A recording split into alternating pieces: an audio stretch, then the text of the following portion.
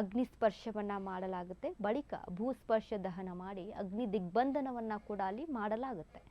ಬ್ರಾಹ್ಮಣ ಸಂಪ್ರದಾಯದಂತೆ ಅಂತ್ಯಕ್ರಿಯೆಯಲ್ಲಿ ನಡೆಯಲಿದೆ. ನೋಡಿದ್ದೀವಿ, ಸಾಕಷ್ಟು ಸಂಬಂಧಿಕರು ಕುಟುಂಬಸ್ಥರು ಕೂಡ ಅಲ್ಲಿ ಆಗಮಿಸಿದ್ದಾರೆ.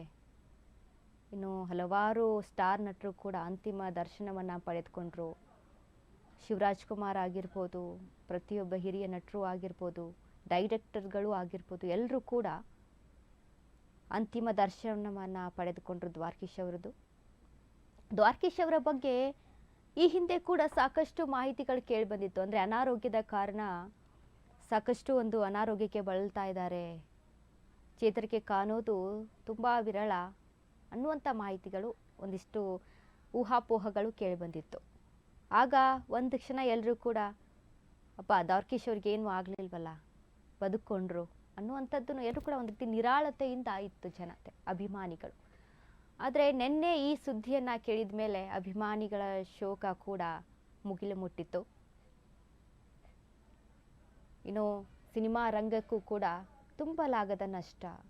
ಯಾಕಂದರೆ ಇವರ ರೀತಿಯಾದಂಥ ಸಿನಿಮಾಗಳನ್ನು, ಇವರ ಒಂದು ಸಾಧನೆಯನ್ನು ಇನ್ನು ಮುಂದೆ ಅದನ್ನು ಬೀಟ್ ಮಾಡುವಂಥ ನಟರು ಕಾಣೋದು ನಾವು ವಿರಳ. ಇದ್ದಾರೆ, ಆದರೆ ನಾವು ಕಾಣೋದು ವಿರಳ.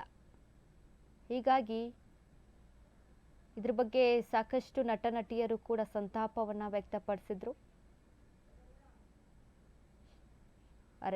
ರಮೇಶ್ ಅರವಿಂದ್ ಆಗಿರ್ಬೋದು, ರವಿಚಂದ್ರನ್ ಸರ್ ಆಗಿರ್ಬೋದು, ಎಲ್ಲರೂ ಕೂಡ ಇವರ ಬಗ್ಗೆ ಸಂತಾಪವನ್ನು ವ್ಯಕ್ತಪಡಿಸಿದ್ರು. ಆದರೆ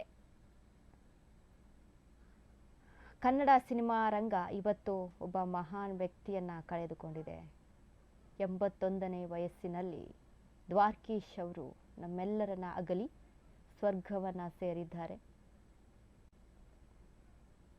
ನಾವು ಗಮನಿಸ್ತಾ ಇದ್ವಿ ಯಾವ ರೀತಿಯಾದಂಥ ಸಿದ್ಧತೆಗಳನ್ನು ಮಾಡ್ತಾ ಇದ್ದಾರೆ, ವಿಧಿವಿಧಾನಗಳನ್ನು ಯಾವ ರೀತಿಯಾಗಿ ಮಾಡ್ತಾ ಇದ್ದಾರೆ. ಅರ್ಚಕರು, ಕುಟುಂಬಸ್ಥರು, ಸಹೋದ್ಯೋಗಿಗಳು ಅಲ್ಲಿ ಯಾವ ರೀತಿಯಾದಂಥ ಅಂತ್ಯಕ್ರಿಯೆಯಲ್ಲಿ ಪಾಲ್ಗೊಂಡಿದ್ದಾರೆ ಎಲ್ಲವನ್ನ ಕೂಡ ನಾವು ಗಮನಿಸ್ತಾ ಇದ್ವಿ.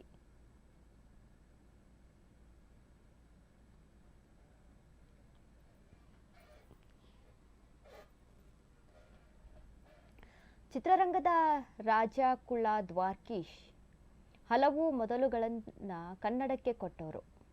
ಅಂದರೆ ಕನ್ನಡ ಸಿನಿಮಾ ರಂಗಕ್ಕೆ ಸಾಧನೆಯನ್ನ ಮಾಡಿಕೊಟ್ಟವರು.